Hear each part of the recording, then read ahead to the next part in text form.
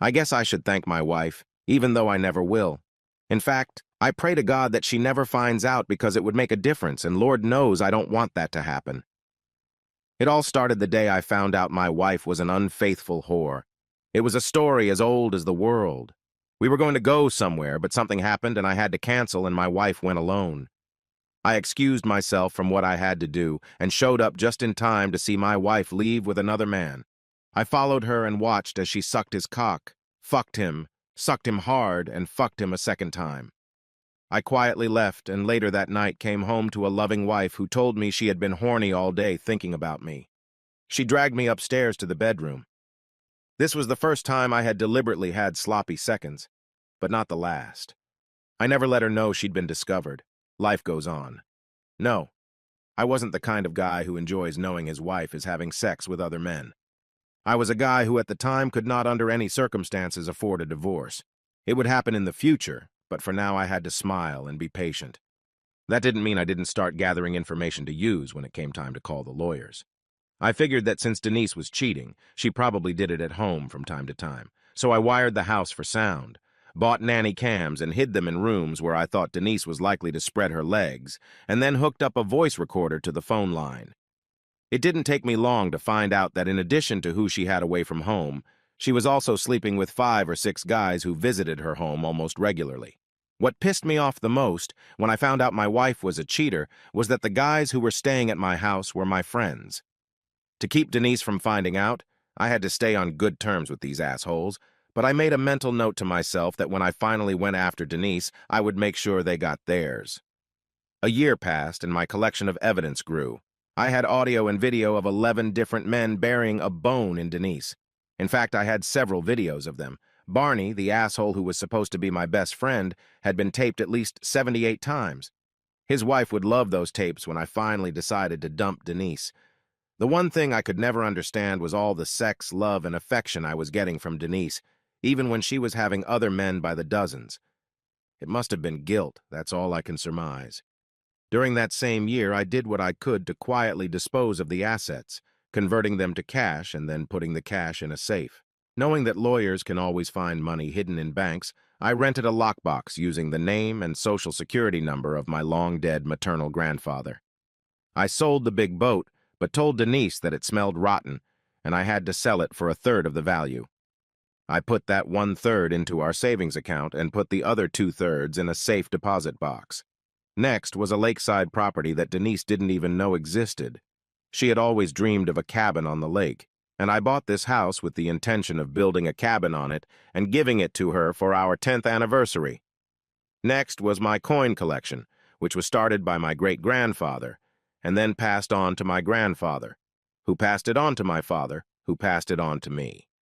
That was followed by my gun collection, comic book collection, baseball cards, and soon all I had left was my 2-year-old pickup truck and $187,000 in the safe.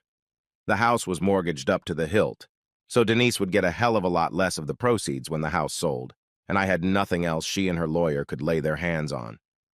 I was finally ready to go after Denise, but decided she would be the last one. I would let her see her lovers fall one by one so she would wonder what was going on and maybe even worry about it. Barney, not Denise, will be the first. One morning I said I was sick and was sitting a block away from Barney's house when he went to work. 20 minutes later, his 2 kids came out and headed to school, which meant Bev was home alone. I rang the doorbell and Bev appeared on the doorstep. "Bob, what are you doing here this early? You just missed Barney." "I didn't come to see Barney, I came to see you. Can I come in?" "Come into the kitchen, I'll get you a cup of coffee." As she poured the coffee, she asked, "What's the matter?"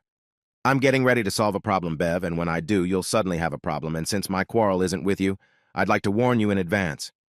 Can we get coffee in the living room? I have something I want to show you." I recorded all of Barney's visits to Denise on one tape, and inserting the tape into the VCR, told Bev what I had learned about Denise. She looked surprised and asked, "Didn't you know?" "Didn't know what?" "That she was sleeping with other people." "No, I didn't know that, but I guess you did." Barney told me. He said she had your permission, that you got turned on by her having sex with other men." "Did you know she was sleeping with Barney?" "God, no, Bob. Barney wouldn't do that to you. He just found out from talking to the other guys. I pressed the play button, and Bev saw Barney lying on my bed and Denise sliding up and down. Bev sat in stunned silence for almost a minute. Then she said, "That bloody bastard. He swore to me that he never went near her when you weren't around. This tape shows him visiting her 78 times in the last year. What are you going to do?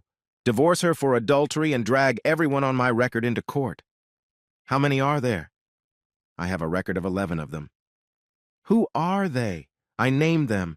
And she shook her head in disgust. "It's so nice to have such good friends, isn't it? So that's why you're here?" "Just to let you know what's going on and to give you this tape so there's proof if you decide to use it. Can I talk you out of it, just for a little while?" "Why?" "Because Barney's up for a raise, and my alimony and child support depend on what my husband makes. Let him get a raise so I can give him a good squeeze. And there's another reason." "What?" She left for almost 5 minutes, and when she came back, she was wearing nothing but black high-heeled shoes. "Another reason I'd like you to hold off for now is that I'd much rather get even with the bastard while we're married and living together.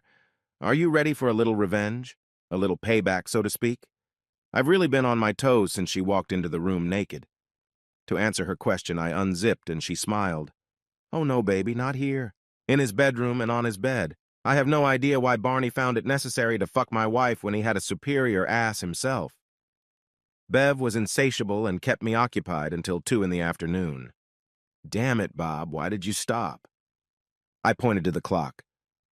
"I'm sure you'd rather I wasn't here when the kids got home from school." "Oh, shit. I completely lost track of time. You're right, you should go. When can we do this again?" "Whenever you want." "Tonight? How can you do that?" "Tonight I usually play bridge with the girls I went to school with. I'll call and not go. I usually leave at 6 and don't get back until 12:30. "Okay, I'll meet you at the Safeway parking lot. We'll leave your car there and go somewhere." That night she was even more insatiable, if that was even possible. I checked into Motel 6 and Bev reached for my zipper before the door even closed. We parted ways at 11:30, and while Bev was packing, she asked me how long I could hold back from leaving Denise. "Why?" "Because I want to keep doing it, and as soon as you go after Denise, it will stop." "Why?" "Because I'm locking horns with Barney. I'm getting horny right now just knowing I'm going to go home and give him your sloppy seconds." "Well, I've been living with this for a year. I think I can wait a little longer.